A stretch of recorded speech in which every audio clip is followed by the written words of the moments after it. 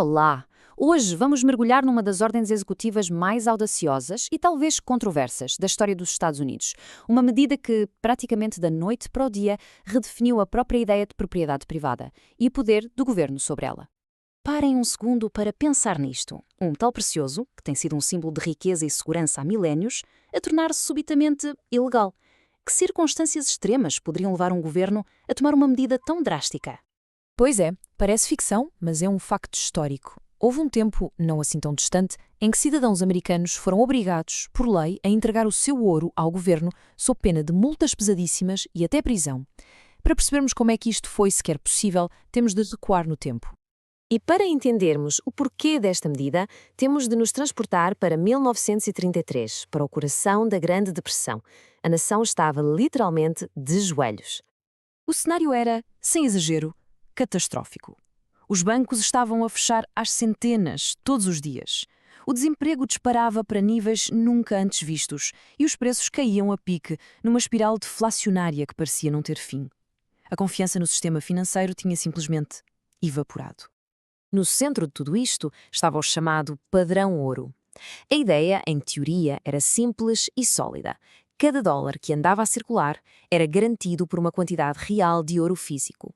Mas este pilar, que supostamente garantia estabilidade, estava prestes a tornar-se a âncora que arrastava toda a economia para o fundo.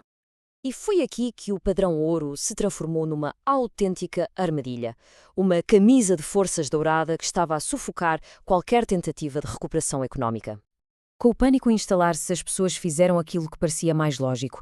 Correram aos bancos para trocar os seus dólares de papel por ouro físico e guardá-lo debaixo do colchão. Afinal de contas, o ouro era real, tangível. Os bancos, esses, estavam a falir.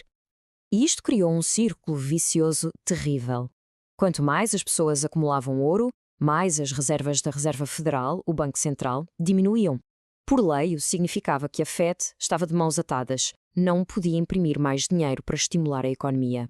E quanto pior a economia ficava, bem, mais pessoas corriam para a segurança do ouro, apertando ainda mais o nó.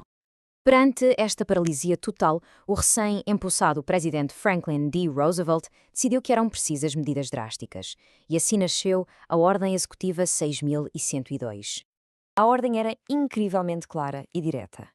Essencialmente, proibia o que eles chamavam de entesouramento do ouro e obrigava quase toda a gente a vender o seu ouro ao governo à taxa fixa de 20 dólares e 67 cêntimos por onça. Havia, é certo, algumas exceções para joalheiros, dentistas ou colecionadores de moedas raras, mas a mensagem geral era inequívoca. E a penalidade por desobediência não era de todo uma brincadeira, uma multa de 10 mil dólares.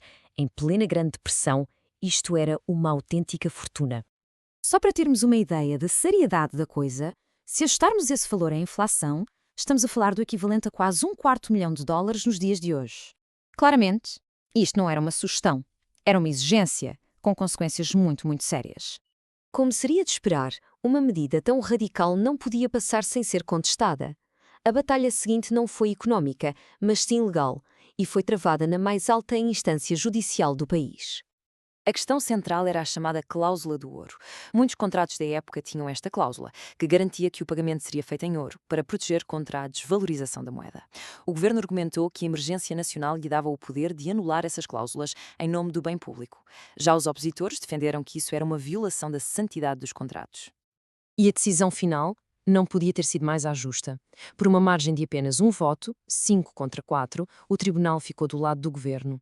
A lógica foi que os contratos privados não se podiam sobrepor à necessidade do Estado de gerir a economia em tempos de crise nacional. Esta citação do juiz dissidente James McReynolds capta na perfeição a controvérsia e a paixão do debate. Na sua opinião, esta decisão representava um golpe fatal nos princípios constitucionais. Mostra bem o quão perto a decisão esteve de seguir o caminho oposto.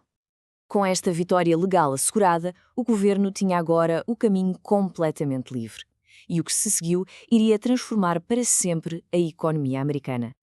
Recordem-se deste número. Este era o preço a que o governo tinha obrigado os cidadãos a vender-lhe o ouro, 20 dólares e 67 cêntimos por cada onça.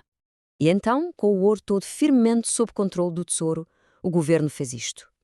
De um momento para o outro, aumentou o preço oficial do ouro para 35 dólares por onça. E qual foi o resultado prático disto tudo?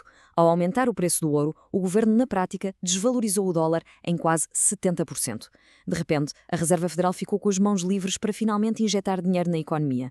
Isto tornou os produtos americanos muito mais baratos no estrangeiro e, segundo a maioria dos economistas, foi um fator absolutamente decisivo para dar o pontapé de saída na recuperação económica.